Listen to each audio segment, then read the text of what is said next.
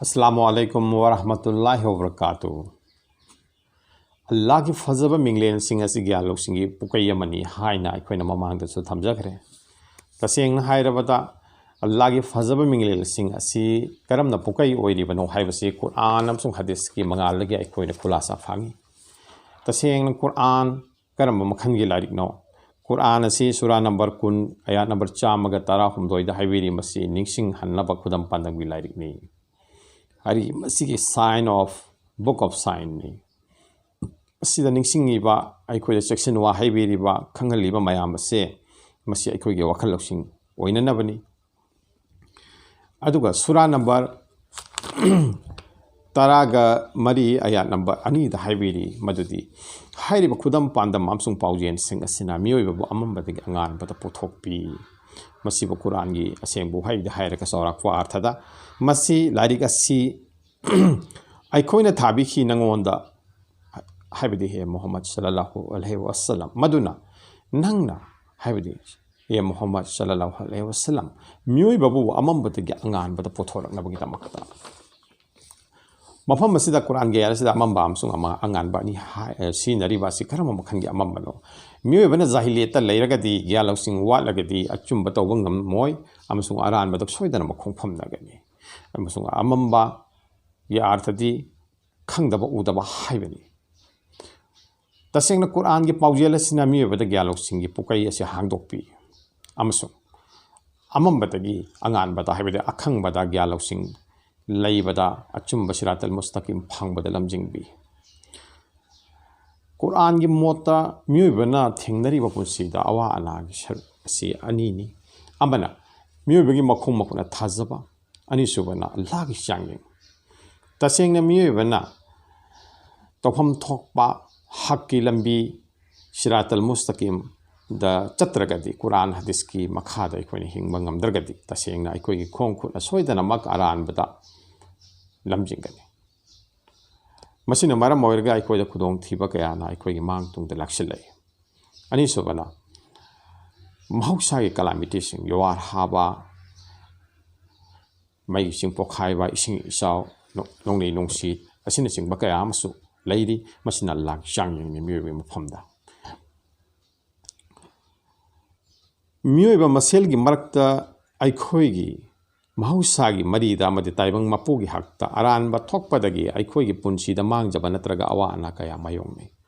aikhoi ga mahausa gi marakta lainari ba mari ecological balance asi kaibadagi masigi changsat asi thugaibadagi nungjunu sagi aing asagi chang kaina thokpa choidabani shahar kaya da kal karakhana dagi thorakpa haibadi thadorakpa carbon dioxide asigi chang helakpadagi aduga oxygen gi chang asi handhakebadagi aduga oxygen carbon dioxide pu chupsallaga sor honjillaga aikoi da dargar ori ba aikoi na sor honjilliba oxygen asibu sor hondok piriba amsung thadok piriba upal wapan sing asigi chang handhakebadagi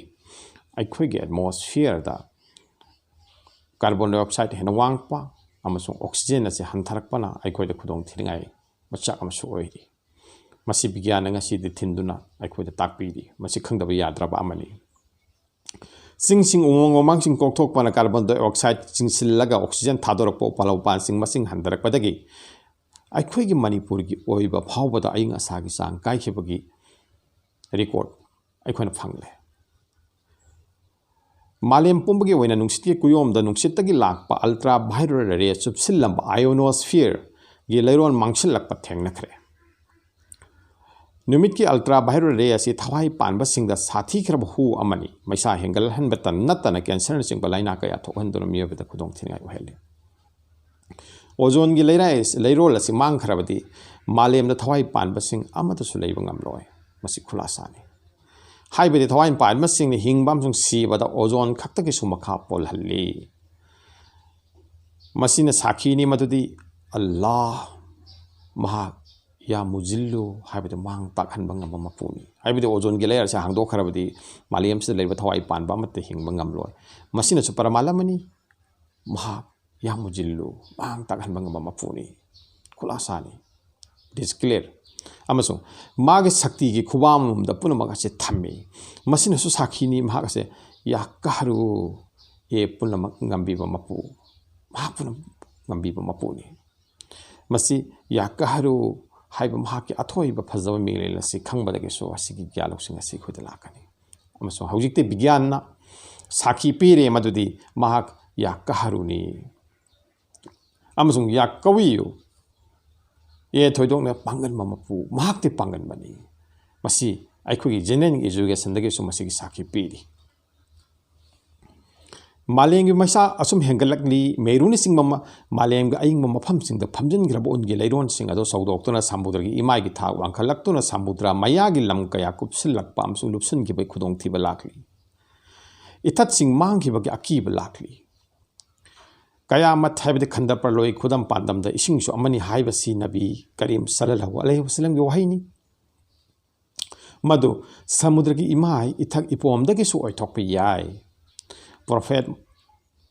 Allahgee Nabi sallallahu alaihi wasallam na upal wapan sing yantat tanaba madikana agumana salam piba bu upal aman nauna thagat pag parman piram libani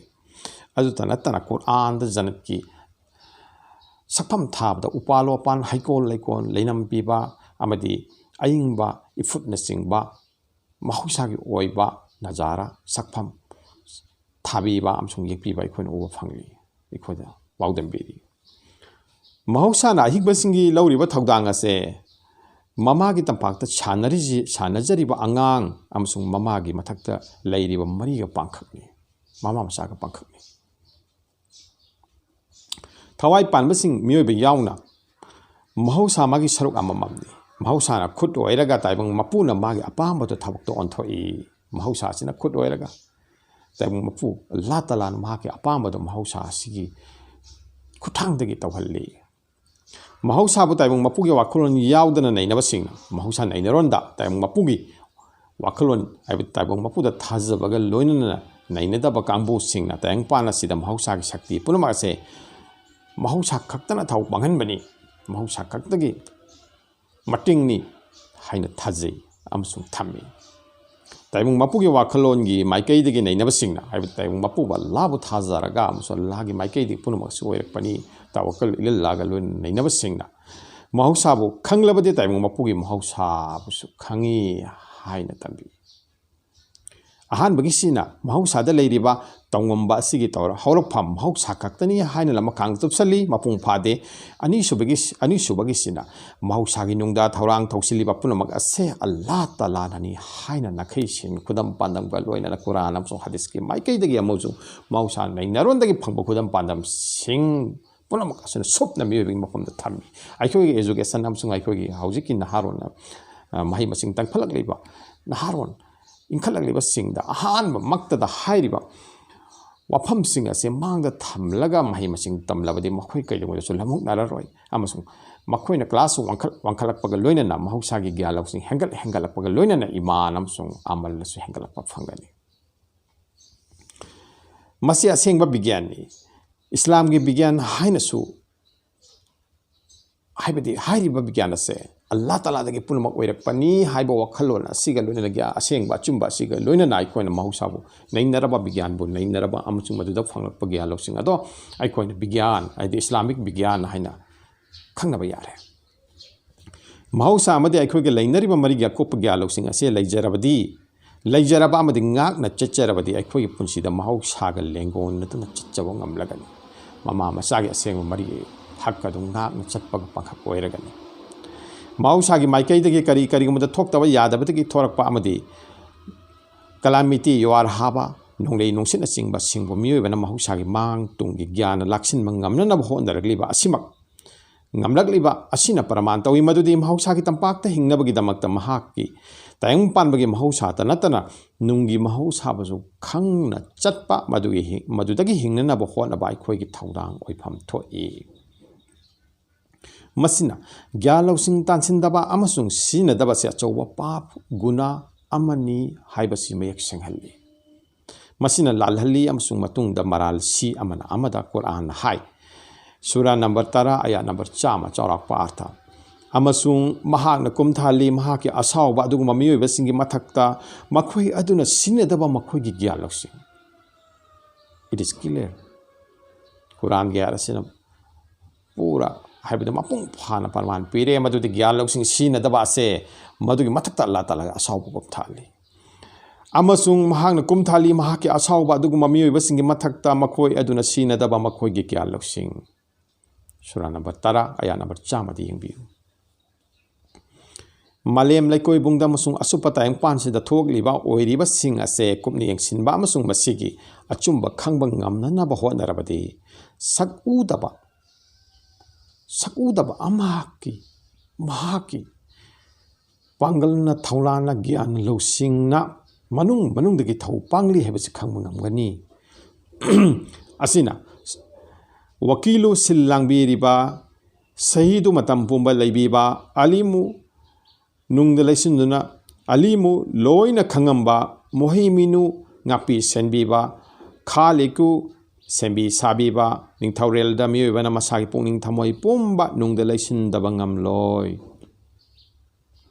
Taigumsung masa maromdom giyan-loushing amadi thamoigi mamit tangjaraba amasung na pangjaraba singdadi khudam bandamna su karisu kanaba phangloi piroi.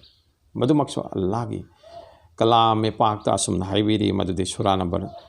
10 ayat number 100 aduda makhata na asumna haibiri hayu nabi wakhan luna khallu gari thokliba tiya amadi prithibida